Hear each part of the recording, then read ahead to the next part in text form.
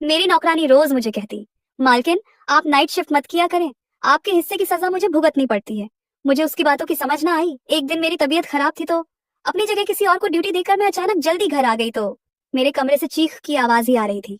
पति तो घर पर था नहीं, मगर जब कमरे का दरवाजा खोला तो सामने का मंजर देखकर मेरी रूह कांप गई, क्योंकि कमरे में मेरी छोटी बेटी और वह नौकरानी। मैं कई दिनों से देख रही थी कि नौकरानी बार बार मेरे पास आती थी और कुछ कहे बगैर ही पलट जाती थी। शायद वह मुझसे कोई बात करना चाहती थी। जब मैंने उसे 3-4 बार यही करते देखा तो एक दिन मैंने उससे पूछ ही लिया कि सुनीता, सब ठीक तो है? क्या तुम्हें कोई बात करनी है? मुझे लगा था शायद उसे पैसों की जरूरत होगी, क्योंकि अक्सर गरीब लोगों का यही तो समस्या रहती है कि उन्हें हर वक्त बस पैसों की जरूरत होती है। तो मैंने इसीलिए उससे पूछ लिया कि पैसों की जरूरत तो नहीं। तो सुनीता कहने लगी, नहीं नहीं मैडम जी, मुझे पैसों की जरूरत नहीं है, बल्कि मैं तो आपसे कोई और बात करना चाहती थी। मुझे उसके चेहरे पर चिंता की लकीरें साफ दिखाई दे रही थी। मैंने उसे कहा कि सुनीता जल्दी बताओ, मुझे हॉस्पिटल के लिए भी देर हो रही है। तो सुनीता कहने लगी कि मैं बस आपसे यही कहना चाहती हूँ कि आप नाइट शिफ्ट ना किया करें। मैं चौंक कर और थोड़ा गुस्से से उसे देखा कि उसकी यह बात कहने का क्या मतलब है कि मैं ड्यूटी ना किया करूं। आखिर वह होती कौन थी मुझे यह सलाह देने वाली? मुझे गुस्से में देखकर वह बगैर कुछ कहे जल्दी से वहां से चली गई थी। मैंने सोचा कि शायद मेरे जाने के बाद उसे घर के ज्यादा काम करने पड़ते होंगे, इसीलिए वह ऐसा कह रही है। मुझे वैसे भी काफी दिनों से उसका व्यवहार कुछ बदला बदला सा लग रहा था, इसलिए मैंने सोचा कि मुझे उस पर नजर रखनी चाहिए और आखिर पता तो चलना चाहिए कि उसके दिमाग में चल क्या रहा है। खैर, उस दिन मैं अस्पताल चली आई।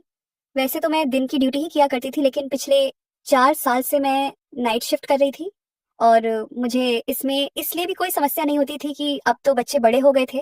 और वैसे भी मैंने सुनीता को फुल टाइम के लिए रखा हुआ था कि वह दिन रात हमारे ही घर में रहे, और शाम को तो मेरा पति भी घर पर चला जाता था, तो इसलिए मुझे कोई चिंता नहीं रहती थी। लेकिन पिछले कुछ दिनों से सुनीता के बारे में मुझे अजीबो गरीब से ख्याल आने लगे कि कहीं वह मेरी पीठ पीछे कुछ गलत ना कर रही हो। अक्सर मैं अपने साथ ही औरतों से बातें सुनती थी कि ऐसे ही कोई औरत अपने घर को अपनी नौकरानी के हवाले छोड़कर नौकरी करती थी, तो उसके पति ने उसकी नौकरानी से ही अफेयर चला लिया और छुपकर उससे शादी भी कर ली। जब से मैंने यह खबर सुनी थी, मुझे तो किसी भी पल चैन नहीं मिल रहा था। एक तरफ तो मुझे अपने पति पर पूरा विश्वास था कि मेरा पति ऐसा कुछ भी मेरे साथ नहीं कर सकता, और मुझे उस नौकरानी पर भी विश्वास था क्योंकि वह एक बहुत ही शरीफ औरत थी। लेकिन फिर मैंने सोचा कि किसी को बदलते हुए देर ही कितनी लगती है। मैंने अपने पति और नौकरानी पर नजर रखने का फैसला कर लिया। मैं सुबह देर तक सोए रहती थी, इसलिए मेरे पति सुनीता के हाथ का ही नाश्ता करके चले जाते थे। मैंने सोचा कि मुझे खुद उठकर उनको नाश्ता बनाकर देना चाहिए, लेकिन सारी रात ड्यूटी करने के बाद मैं इतनी थक जाती कि जब मैं 6:30 बजे लौटकर घर आती तो गहरी नींद सो जाती थी और फिर उठने का मन ही नहीं करता था। 6:30 बजे की सोई में दोपहर 2 बजे उठा करती थी। लंच करने के बाद मैं अपने प्राइवेट क्लिनिक पर बैठ जाया करती थी, क्योंकि अस्पताल की नौकरी के अलावा मैंने एक प्राइवेट क्लिनिक भी बना रखा था जिसमें मैं गरीब लोगों का मुफ्त में इलाज किया करती थी। क्लिनिक से आने के बाद शाम की चाय पीने के बाद मैं अस्पताल चली जाया करती थी। कभी कभी मेरे पति मुझसे शिकायत भी करते कि अंजलि, तुमने तो अपनी जिंदगी को इतना बिजी कर लिया है कि उसमें मेरे लिए टाइम ही नहीं है। आखिर मुझे भी तुम्हारी जरूरत महसूस होती है। लेकिन मेरे पति बहुत अच्छे थे। मैं उन्हें बहुत जल्दी मना लिया करती थी और वह भी मेरी बात को समझ जाया करते थे। जिंदगी की यही रूटीन चल रही थी। कुछ दिन तो यूं ही सुकून से गुजर गए। मुझे ऐसी कोई भी बात नजर नहीं आई तो मैं भी कुछ सुकून से हो गई थी। लेकिन सुनीता एक दिन फिर मेरे पास आई और कहने लगी, मैडम जी, अगर आप मेरी बात माने तो आप अपनी ड्यूटी दिन के समय में करवा लें।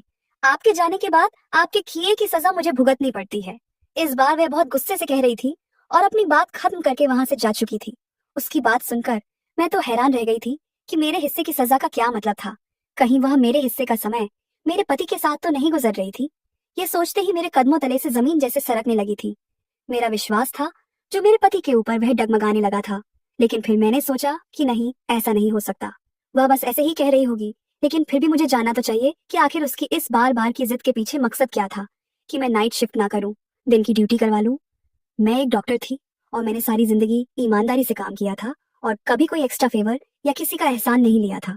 अस्पताल वाले जो भी ड्यूटी लगाते हैं, मैं खुशी से उसे स्वीकार करती थी और पूरी लगन से उसको निभाती भी थी। अभी भी नाइट शिफ्ट के लिए बात कर रखी थी कि मैं नाइट ड्यूटी कर लूंगी, मुझे कोई दिक्कत नहीं है, और अब मैं इसे अचानक से छोड़ नहीं सकती थी। मेरी बात खराब हो जाती। इतने सालों से मैं मेहनत से कम कर रही थी और कभी मैं अपनी बात से नहीं फ्री थी। पूरे स्टाफ को मेरे ऊपर बहुत ज्यादा भरोसा था, लेकिन मैं इस तरह अपने घर को तोड़ना भी नहीं चाहती थी। मैंने सोचा कि कुछ ना ना कुछ तो करना ही होगा। सुनीता मेरे घर पर पिछले 1 साल से नौकरी कर रही थी और इतने अरसे के दौरान ना तो उससे मुझे कोई शिकायत हुई थी और ना ही मुझे उससे। वह एक विधवा औरत थी जिसके 2 बच्चे थे। जिनको पालने की खातिर वो मेरे घर पर नौकरी करती थी। मैंने उसे नौकरी के पहले दिन ही कह दिया था कि तुम्हें 24 घंटे के लिए यहीं पर रहना होगा। उसके बच्चों की टेंशन नहीं थी, क्योंकि उसके बच्चों की देखभाल करने के लिए उसके माँ बाप थे और वह गांव में रहते थे। वह अकेले ही हमारे घर पर रहती थी। जो भी तनख्वाह से मिलती थी वह अपने गांव अपने बच्चों की देखभाल के लिए भेज दिया करती थी। हालांकि मैंने उसे कई बार कहा भी था कि अगर तुम चाहो तो अपने बच्चों को भी यहाँ पर बुला सकती हो, जहाँ तुम रहती हो वहां पर तुम्हारे बच्चे भी रह लेंगे, मगर ना जाने क्या बात थी कि वह मना कर देती थी। उसके साथ समय बहुत अच्छा गुजर रहा था।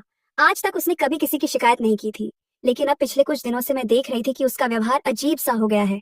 वह बस हर वक्त मुझसे एक ही बात करती कि मैडम जी अपनी ड्यूटी दिन के समय करवा लें, रात को घर पर रहा करो। मुझे कुछ समझ नहीं आती थी, आखिर रात को ऐसा घर पर क्या होता है जिसकी वजह से वह इतना घबरा कर मुझे यह बात कहती थी। एक दिन ऐसा हुआ कि मैं ऑन ड्यूटी थी कि अचानक एक नर्स मुझे आकर कहने लगी कि कोई औरत है, बड़ी दूर से आपसे मिलने आई है? मैंने पूछा क्या वह कोई मरीज है, क्योंकि इस वक्त मेरी ड्यूटी इमरजेंसी में थी। तो वह कहने लगी नहीं, वह आपकी कोई रिश्तेदार है। मैं हैरान होते हुए बाहर आई कि मेरी कौन सी रिश्तेदार इस वक्त मुझसे मिलने अस्पताल आ सकती है। मैं बाहर गई तो एक अनजान औरत को सामने खड़ा पाया। मैं हैरत के मारे देखकर पूछा, आप कौन है और मुझसे क्यों मिलना चाहती है? तो वह कहने लगी, क्या आप ही डॉक्टर अंजलि है? मैंने कहा, जी हाँ, मैं ही डॉक्टर अंजलि हूँ। मेरी बात सुनकर उसने एकदम से मोबाइल का कैमरा निकाला और मेरी तस्वीर खींचकर अचानक से भाग गई। मुझे तो कुछ सेकंड के लिए समझ नहीं आया कि मेरे साथ हुआ क्या, और जब तक मैं समझती वह मुझसे दूर भाग चुकी थी। मैं जल्दी से उसके पीछे भागी कि उससे पूछ सकूं कि उसने मेरी तस्वीर क्यों खींची है और आखिर वह है कौन। लेकिन वह बहुत तेजी से भागती हुई मुझसे बहुत दूर जा चुकी थी। मैं परेशान होती हुई वापस आ गई और सोचने लगी, है भगवान, ये मेरे साथ क्या चल रहा है? कौन थी वे औरत और यहाँ क्यों आई थी? पता नहीं क्यों मुझे बहुत बड़ी गड़बड़ का एहसास हो रहा था, जैसे कुछ बुरा होने वाला हो। मेरी छठी हिस्स बार बार मुझे इशारे दे रही थी कि शायद मेरी जिंदगी में कुछ तो बहुत गलत होने वाला है। मैं यह बात जानती थी कि मैं अपने घर वालों और अपने पति को बहुत ज्यादा नजरअंदाज कर रही हूँ, क्योंकि रात को ड्यूटी बहुत थका देने वाली होती है और सुबह तक मैं लेट से उठती थी। जब मैं सोकर उठी तब तक मेरे पति ऑफिस के लिए निकल चुके होते थे, और जब रात को मैं ड्यूटी पर जाना होता था तब तक वह ऑफिस से आते ही नहीं थे। अजीब सी जिंदगी हो गई थी।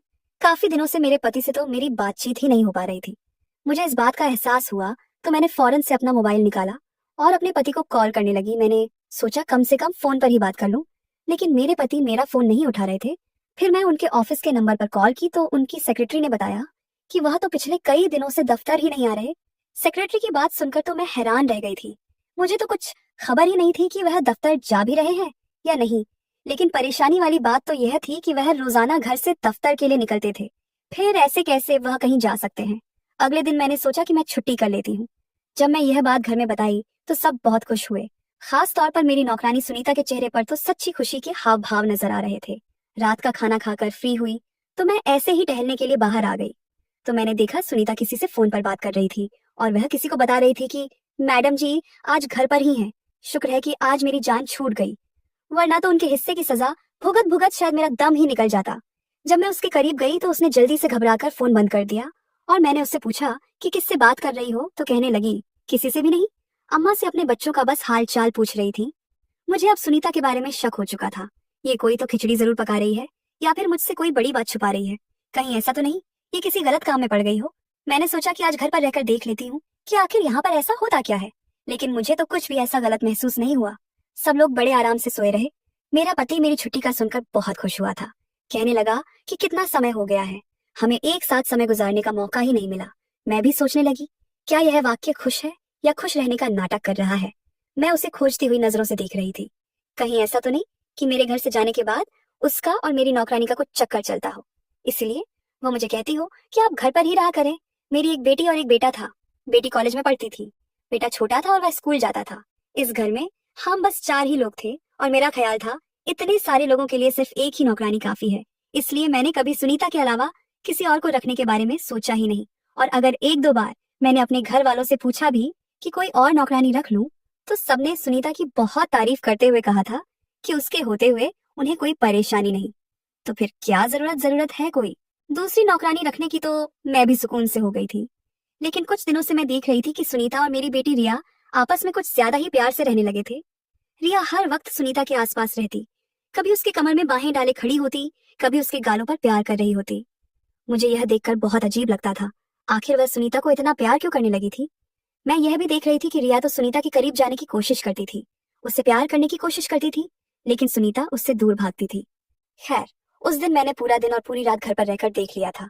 मैं अस्पताल भी नहीं गई थी और क्लिनिक पर भी नहीं बैठी थी। मुझे कुछ भी अब नॉर्मल दिखाई नहीं दिया था, सिवाय इसके कि मेरी बेटी रिया सुनीता के कुछ ज्यादा ही करीब होने की कोशिश कर रही थी। लेकिन मैं इस बात को इग्नोर कर दिया कि हो सकता है मैं तो घर पर रहती नहीं हूँ, सिर्फ सुनीता ही घर पर होती है, तो सुनीता से उसका दिल लग गया होगा और कोई बात नहीं थी। खैर, मैं घर पर रहकर देख लिया था, लेकिन ऐसा कुछ भी नहीं था। मैं अंदर ही अंदर अब चिढ़ गई थी। मैंने सोचा, पता नहीं सुनीता के ड्रामे कब खत्म होंगे। मैं यही सोच अगले दिन दोबारा से अपनी रूटीन के अनुसार अपनी नाइट ड्यूटी स्टार्ट कर ली। 2 दिन के बाद ही की बात है। मैं सुबह जल्दी उठ गई थी, क्योंकि शाम में मुझे अपनी एक दोस्त की बर्थडे पार्टी में जाना था, तो मैंने सोचा कि उसके लिए कोई गिफ्ट लेकर आती हूँ। मैं यही सोचकर बाजार गई। वहां मुझे एक जगह पर रुकना पड़ा, क्योंकि सामने के मंजर ने मुझे एकदम पत्थर का बना दिया था। क्योंकि मेरा पति एक अस्पताल के अंदर जा रहा था। भला उसे अस्पताल जाने की क्या जरूरत थी? वह तो एकदम अच्छा भला था, उससे कोई भी तकलीफ नहीं थी। मैं भी उसके पीछे पीछे अस्पताल चली गई। मैंने देखा वह एक कमरे के अंदर चला गया। मैंने खिड़की से अंदर झांक कर देखा तो वह एक औरत को कुछ पैसे दे रहा था। उस औरत को मैं पहचान नहीं पा रही थी, क्योंकि उस औरत की मेरी तरफ पीठ थी। उस औरत को पैसे देने के बाद और उससे हाथ मिलाकर मेरा पति जल्दी से बाहर चला गया। उसके बाद उस औरत ने किसी को फोन किया और थोड़ी देर बाद जो औरत आई उसे देखकर मैं आंखें झपका भूल गई थी, फटी आंखों से उसको देख रही थी। वह औरत कोई और नहीं बल्कि सुनीता ही थी। उस औरत ने सुनीता को कुछ पैसे दिए। सुनीता ने उसका धन्यवाद किया और वहां से चली गई। आखिर यह चक्कर क्या था? मुझे कुछ भी समझ नहीं आ रहा था। मेरे पति ने पहले उस अनजान औरत को पैसे दिए और फिर उस अनजान औरत ने मेरे पति के दिए हुए पैसों में से कुछ पैसे सुनीता को दे दिए। आखिर यह सब चक्कर क्या था? और जब उस औरत ने मेरी तरफ चेहरा घुमाया तो मैं दंग रह गई थी। मैं उस औरत को कैसे भूल सकती थी? इतने दिन गुजर जाने के बावजूद उसका चेहरा मेरे दिमाग में फिट हो गया था। यह तो वही औरत थी जिसने उस दिन मेरी तस्वीर ली थी और भाग गई थी, इसका मेरे पति के साथ। आखिर क्या संबंध है? मैंने सोचा कि मैं अभी जाकर उससे पूछ लेती हूँ, लेकिन इससे पहले ही उस औरत के पास कोई और दूसरा आदमी आया, एक दूसरे से हाथ मिलाते हुए वहां से चली गई। यह सब देखकर अब तो मुझे पक्का विश्वास हो गया था, जरूर मेरे खिलाफ कोई गहरी साजिश की जा रही थी और इसमें मेरा पति और मेरी नौकरानी सुनीता भी शामिल थे। मैंने फैसला कर लिया था, आज मैं इन दोनों को रंगे हाथों पकड़कर ही रहूंगी। रात को जब मैं नाइट ड्यूटी के लिए जाने लगी तो उस समय तक मेरे पति भी घर आ चुके थे और मुझे कहने लगे कि मैं भी तुम्हारे साथ ही निकलता हूँ, मुझे एक जरूरी काम से शहर से बाहर जाना है। मैं परेशान हो गई कि अगर यह भी घर से बाहर रहेंगे तो फिर मैं इन्हें रंगे हाथों कैसे पकड़ूंगी। लेकिन फिर मैंने सोचा कि चलो कोई नहीं, आज नहीं तो फिर किसी और दिन मैं हकीकत मालूम करके ही रहूंगी। अस्पताल में भी अपने ख्यालों में ही खोई रही। सोच सोचकर मेरा दिमाग फटने लगा, मेरे सर में तेज दर्द होने लगा। सर्जन डॉक्टर राउंड पर आए तो मेरी खराब तबीयत देखकर कहने लगे, मेरा ख्याल है कि आप नाइट ड्यूटी नहीं दे सकेंगे, आपको घर चले जाना चाहिए। सर में इतनी तेज दर्द था कि मुझे भी लग रहा था कि मैं यहाँ अब और ज्यादा नहीं रह सकती, वरना मेरी तबीयत और ज्यादा खराब हो जाएगी। मैं अपनी जगह किसी दूसरी डॉक्टर को ड्यूटी दी और बगैर बताए घर चली आई। आज से पहले मैं कभी यूं अचानक रात के समय घर पर नहीं आई थी। दरवाजा बंद था। मैंने सोचा उन लोगों को जगाने से अच्छा है मैं खुद ही अपनी चाबी से दरवाजा खोलूं। अंदर दाखिल होते ही मुझे अंदाजा हो गया, शायद मेरे पति अभी तक घर वापस नहीं लौटे थे, क्योंकि उनकी गाड़ी वहां पर नहीं थी। मैं चुपचाप अपने कमरे की तरफ बढ़ने ही लगी थी कि अचानक मुझे चीख की आवाज सुनाई दी। आवाज ऊपर से आ रही थी। मैं भागते हुए ऊपर गई तो चीख की आवाज अभी भी मेरी छोटी बेटी के कमरे से आ रही थी। मैंने आ बढ़कर दरवाजा खोलने लगी। एकदम से दरवाजा खुला। सामने का मंजर देखकर तो मेरी खुद की चीखें निकल गई, क्योंकि वह मंजर ही ऐसा था जिसने मुझे हिलाकर रख दिया था। मैंने देखा कि मेरी बेटी मेरी नौकरानी को बुरी तरह से पीट रही थी और वह चीख की आवाज भी मेरी नौकरानी सुनीता की ही थी। मैं जल्दी से आगे बढ़कर उसे हटाया तो वह भी मुझे देखकर परेशान हो गई। सुनीता जल्दी से मुझे देखकर मेरे पास आई और मेरे पीछे छुप गई, कहने लगी, मैं इसीलिए तो आपको कहती थी कि आप नाइट शिफ्ट ना किया करें, क्योंकि फिर आपके जाने के बाद मेरे साथ ऐसा ही होता है। और यह आज से नहीं बल्कि कई महीने से हो रहा है। मैंने अपनी बेटी को गुस्से से देखते हुए पूछा कि आखिर तुम सुनीता को क्यों मार रही हो? आखिर उसने ऐसा क्या किया है जो तुम उसे इतनी बुरी तरीके से पीट रही थी? तो मेरी बेटी ने आगे बढ़कर मुझे भी एक जोर का धक्का दिया। कहने लगी, आप हम माँ बेटी के बीच में मत बोले, आप जो भी हैं यहाँ से चले जाएं। उसकी हालत अजीब सी हो रही थी। मैं फटी फटी आंखों से अपनी बेटी को देख रही थी। वह यह क्या बक रही थी? मैंने कहा, यह तुम क्या कह रही हो? मैं तुम्हारी माँ हूँ, यह तुम्हारी माँ नहीं है।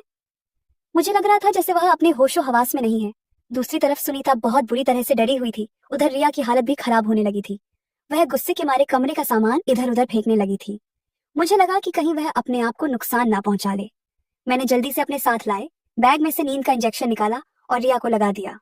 वह अब सुकून से बेड पर लेटी हुई सो रही थी और मैं यह सब सूरत हाल से बहुत ज्यादा परेशान हो चुकी थी। सुनीता अलग डरी डरी सी खड़ी हुई थी।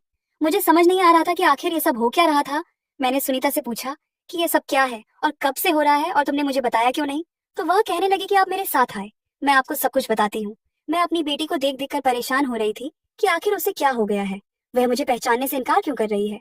सुनीता कमरे से निकलकर नीचे की तरह ऐसे भाग कर आई थी जैसे 1 मिनट भी यहाँ पर रुकी तो कहीं वह उसे फिर से ना पकड़ ले। मैं भी परेशान होती हुई नीचे आ गई तो वह कहने लगी कि यह सब कुछ जो भी आपने देखा है वह आपकी वजह से ही हो रहा है। मैंने कितनी बार आपको कहा कि आप नाइट शिफ्ट ना किया करें, आप रात को घर पर रहा करें, मगर आप तो कुछ सुनने को तैयार ही नहीं थी। आप याद करें कि अपने आखिरी बार कब बच्चों के साथ बैठकर उन्हें प्यार किया था या उनके दिल की कोई बात सुनी थी। उसकी बात सुनकर एक पल के लिए मैं चुप हो गई क्योंकि वह सच कह रही थी। मुझे बचपन से ही डॉक्टर बनने का बहुत शौक था, इसलिए मैंने बहुत मुश्किलों के बाद अपने इस शौक को पूरा किया था। मेरे पति बहुत अच्छे थे और मेरे इस शौक के बारे में अच्छी तरह जानते थे, इसीलिए उन्होंने शादी के बाद भी मुझे पढ़ने से नहीं रोका और बच्चे होने के बाद उन्होंने मुझे नौकरी करने की भी अनुमति दे दी और शुरू से ही मेरे बच्चे को नौकरों ने पाले थे। मैं भी अपनी पूरी कोशिश करती थी कि अपने बच्चों को समय दे सकूं, लेकिन एक डॉक्टर होने के नाते मेरी बहुत ज्यादा जिम्मेदारियां होती थी और मेरा ज्यादातर समय अस्पताल में ही गुजरता था। लेकिन उसके बावजूद मैं हमेशा कोशिश की थी कि अपने बच्चों को एक अच्छी परवरिश और उन्हें अच्छी शिक्षा दे सकूं। हालांकि मैं उन्हें ज्यादा समय नहीं दे पाती, मगर इसका मतलब यह तो नहीं कि मैं उन पर ध्यान नहीं देती थी और उनसे प्यार नहीं करती थी। सुनीता कहने लगी कि आपके व्यवहार से रिया धीरे धीरे डिप्रेशन का शिकार होने लगी थी। उसे माँ बाप के प्यार की सख्त जरूरत थी जो उसे नहीं मिल पा रहा था क्योंकि उसके माँ बाप के पास उसके लिए समय नहीं था। मगर वह छोटी है, कॉलेज में गलत संगत में पढ़कर गलत आदतों का शिकार हो गई है। उसे माँ के प्यार की जरूरत थी जो उसे नहीं मिली तो वह दिमागी मरीज बन गई। वह अपने अंदर की फ्रस्ट्रेशन और गुस्सा मुझे मारपीट कर निकालती है। उस समय उसे लगता है कि मैं उसकी माँ हूँ और वह क्योंकि आपसे कभी कोई शिकवा नहीं कर पाई, आपको कुछ नहीं कह पाई, इसीलिए वह मुझे अपनी माँ समझते हुए मुझ पर अपना गुस्सा निकलती है। और जब सुबह होती है तो वह मुझसे न सिर्फ माफी मांगती है बल्कि मुझे बहुत सारे पैसे भी देती है ताकि मैं आपको कुछ न बताऊं। मैडम जी, मैं गरीब हूँ, बच्चों का और माँ बाप का पेट में अकेली पालती हूँ। रात को जो मारपीट और तकलीफ में सहती थी, सुबह जब आपकी बेटी मुझे पैसे देती है तो मैं भूल जाती थी कि रात को मैंने क्या तकलीफ सही थी। एक बार दिन में जब रिया मुझसे माफी मांग रही थी और मुझे पैसे देने लगी तो मैं रिया से कहा, रिया तुम मेरे ऊपर बहुत जुल्म करती हो, मुझे तुम्हारे पैसे नहीं चाहिए, मैं तुम्हारी माँ को तुम्हारी सारी बातें बता दूंगी। तुम पागल हो, तुम्हें तुम्हारी माँ पागल खाने में डाल देगी तब तुम्हारी अक्ल ठिकाने आएगी। पागल खाने का नाम सुनकर रिया डर गई और उसी डर में उसने मुझे धमकाना शुरू कर दिया कि अगर तुमने मेरी माँ को कुछ भी बताया तो मैं तुम्हारी जान भी ले लूंगी। रिया दिमागी मैरिज थी, धीरे धीरे उस पर पागलपन के दौरे भी पड़ने लगे थे, इसीलिए मैं डर गई और आपको कुछ बता भी नहीं पा रही थी। आपको सारी बात तो नहीं बता सकती थी, लेकिन आपको यही कहती थी कि आप घर पर रहा करें। मैंने सुनीता से पूछा, सुनीता यह सब कब से हो रहा है? सुनीता ने मुझे बताया कि मैडम जी यह पिछले 1 साल से चल रहा है। रिया का व्यवहार मेरे प्रति अभी आग तो कभी पानी की तरह होता है। कभी कभी लाड और प्यार से जिद करती है तो कभी कभी अपना सारा गुस्सा मेरे ऊपर निकाल देती है, तो कभी सारी रात मुझे अपने मनपसंद खाने बनवाकर मेरे हाथों से खाने की जिद करती है। वह सब कुछ जो एक बेटी अपनी माँ से चाहती है, वह मुझसे कहती थी कि मैं उसकी माँ बनने का नाटक करूं, उसे वह सब खुशियां दूं जो एक माँ अपने बच्चों को देती है। और जब मैं उसकी जिद पूरी करने से मना कर देती है तो वह उस गुस्से से पागल हो जाती और मुझे पीटने लगती है। सुनीता की बातें सुनकर मुझे अब समझ आया कि सुनीता क्यों कहती थी कि मैडम जी आपके हिस्से की सजा मुझे भुगतनी पड़ती है, क्योंकि शायद वह सारा गुस्सा मेरे लिए होता था जो मेरी बेटी सुनीता पर निकाल देती थी। मैं तो कभी सोच भी नहीं सकती थी कि मेरे बच्चों के साथ ये सब चल रहा होगा, लेकिन मेरे पति का उस दिन उस औरत से मिलने का क्या प्लान था जिसने मेरी तस्वीर खींची थी, और ये सब सुनीता के अलावा और कोई नहीं बता सकता था। मैंने फौरन उससे पूछा तो वह कहने लगी, मैडम जी आप तो मेरी कोई भी बात सुनने को तैयार ही नहीं थी, तो मैं आपकी बेटी की जो भी हालत थी वह आपके पति को बता दी। उन्होंने एक डॉक्टर से बात की और अपनी बेटी की पूरी हालत के बारे में उस डॉक्टर को बताया और डॉक्टर से विनती भी की किसी तरह मेरी बेटी को ठीक कर दें। आपके पति नहीं चाहते थे कि आपको इस सारे मामले के बारे में पता चले और आप गिल्टी फील करें। वह औरत वही डॉक्टर थी। आपके पति ने उस डॉक्टर से हाथ जोड़कर विनती की थी कि मेरी पत्नी को इस बारे में कुछ नहीं पता चलना चाहिए। वह भी एक डॉक्टर है और दिन रात लोगों की सेवा करती है। मैं चाहता हूँ कि मेरी पत्नी यह सब कुछ जानने से पहले ही मेरी बेटी ठीक हो जानने से पहले ही मेरी बेटी ठीक हो जाए। उस डॉक्टर ने आपके हॉस्पिटल का एड्रेस ले लिया था और उस दिन भी आपके पति उस डॉक्टर को उसकी फीस दे रहे थे। मैं डॉक्टर की मदद कर रही थी। वह जब भी मुझे अपने क्लिनिक बुलाती मैं चली जाती थी और वह मुझे आपकी बेटी के बारे में सवाल जवाब करती थी, इसलिए उसने उस दिन मुझे भी कुछ पैसे दिए थे। उस दिन आपने हमें देख लिया होगा। एक दिन उसे डॉक्टर ने मुझे बताया था कि मैं तुम्हारी मालकिन की कुछ तस्वीरें ली हैं। मुझे हैरत हुई। मैंने उस डॉक्टर से पूछा कि आपने मेरी मालकिन की तस्वीर क्यों ली है। तो वह डॉक्टर कहने लगी, इसीलिए ताकि मैं तुम्हारी मालकिन को शक में डालना चाहती थी। अब वह शक में पड़ गई है, तो वह अब अपने घर पर ध्यान देगी और अपने बच्चों पर भी ध्यान देगी। उससे लगेगा कि जरूर कुछ ना कुछ खिचड़ी मेरे घर में पक रही है और वह अपने घर पर ध्यान देने लगेगी। मैं तुम्हारी मालकिन को सब कुछ नहीं बता सकती, क्योंकि तुम्हारे मालिक ने मुझे कुछ भी बताने से मना कर रखा है। लेकिन इस तरह शक में पड़कर वह कुछ तो अपने बच्चों पर ध्यान देगी। सुनीता की सारी बातें सुनकर मुझे सब कुछ समझ आ गया था। मेरा सर शर्मिंदगी से झुक गया था। अपने अपने शौक को पूरा करते करते मैं अपने बच्चों और अपने परिवार को इग्नोर कर बैठी थी। मेरे 2 बच्चे थे और कैसे पले बड़े मुझे कुछ होश नहीं था। मेरी बच्ची शुरू से ही अपने आप में मग्न रहने लगी थी और मैंने कभी उस पर ध्यान ही नहीं दिया, जिसकी वह हकदार थी। लेकिन मैं नहीं जानती थी कि उसका यह नतीजा निकल सकता है। उस वक्त मुझे समझ आया कि हम माँ बाप को अपने करियर के पीछे इतना भी पागल नहीं होना चाहिए कि अपने बच्चों को ही भुला दें। मेरे पति को मुझसे बहुत मोहब्बत थी, इसीलिए वह नहीं चाहते थे कि मैं पछतावे की आग में जलूं।